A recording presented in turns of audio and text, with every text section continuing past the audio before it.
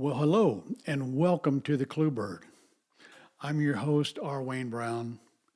I'm also the author of the book, The Clue Bird. I'd like to discuss with you today the idea of managing your life by staying in your own backyard. And you think, what? Well, I hear you. Hear me out. A long time ago, when I was a kid, my grandmother was raising me, and at school I saw some kids cheating on a math test. And then out at recess, I saw some more kids violating school rules. Kind of bothered me a little bit. So later that night, I was talking with my grandmother, and I told her about both those instances, and I said, what should I do? Should I turn them in? Should I report them? She just sat there, stayed quiet for a while, and then she said to me,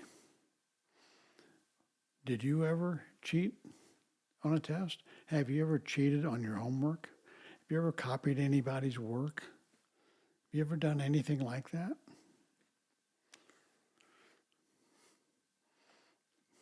I had to tell her yes.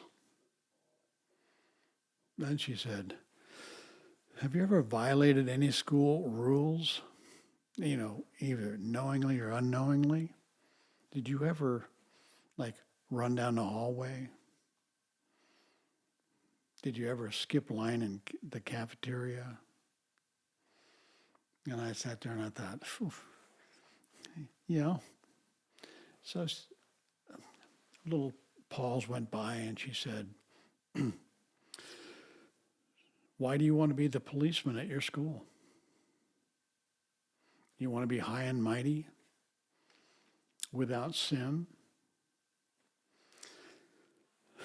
She said, my best advice for you is for you just to take care of you. Just stay at home. Then she went on and she goes, it's a metaphor on how to manage your life as if your life was a house in a small fenced-in backyard. And all you have to do is just be responsible for that house, yard, and its possessions. Just mentally stay at home. Be responsible for your house. Just take care of you first. Always be responsible for you and only you. Stay organized. Set goals. Get better. Make yourself the best you can become. Create a glorious life for yourself by staying home. Then the last thing she said was, just stay in it. Stay in your home, in your backyard. The older I get, that becomes even more and more wise to me. I really didn't maybe get it when I was a kid, but with the passage of time, boy, there was nothing truer than that. So she said, never concern yourself with your neighbor's yard or their life.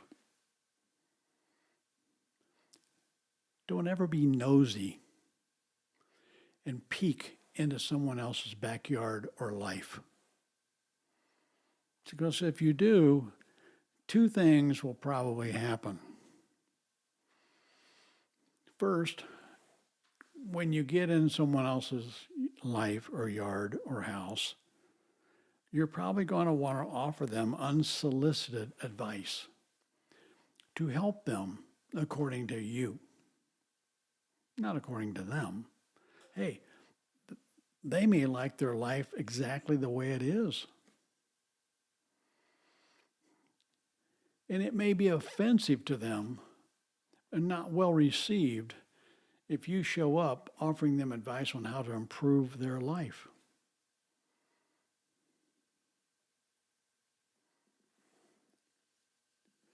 So I would suggest don't ever look into someone's backyard. Don't even peek in it. Don't throw your leg over the fence. And certainly don't just jump in their backyard offering your advice to them. She said, think about it for a minute. How do you handle unsolicited advice? She goes, I know you hate it. You resent it. Anybody in this house, if they offer you advice on how to better do whatever, I can see the look on your face. You resent it. And it then becomes the last thing you'll ever do. She said, in my lifetime, she goes, I've known and had friends that have defriended people. They've moved. I know people that have changed jobs, reacting to the unsolicited advice that they might have gotten from a coworker, a friend, or a family member. So don't ever offer unsolicited advice to anyone, ever. Just stay home. Take care of you. So the second thing she said could happen when you offer unsolicited advice is, you kind of peek over the old yard. You maybe throw your leg over the fence. You might even jump, into the backyard, and you're ready to give them some great advice on how to improve themselves. Well, what happens if you find out when you do that they live a better life than you do? They're way ahead of you. The tables have suddenly gotten turned. They don't need your advice. You might need their advice. So instead of giving your unsolicited advice in this moment, you're suddenly and needlessly wrestling with feelings of envy, guilt, and maybe even remorse. It's an awkward moment for you. But in this instance, where all of a sudden the tables have turned on you, sadly, instead of feeling good about your neighbor's blessings, you probably feel envy, humiliation, and maybe even some anger. When instead, when you see people's lives that are better than yours, you should rejoice in what you see and pledge that with hard work and effort, you'll probably have all those things they have in your future as well, if you want it. But however, I think we would agree that most people go the wrong way and resent what they see, and envy grows in their hearts. So I guess the question would be, how are you doing staying in your own backyard? Well, I know that I do pretty well with this. However, every now and then, I kind of take a peek over the fence. And sometimes I might, I admit it, I might offer some unsolicited advice to friends and family. But now I kind of catch myself in the act, if you will. And I almost see it coming, so I just quickly stop.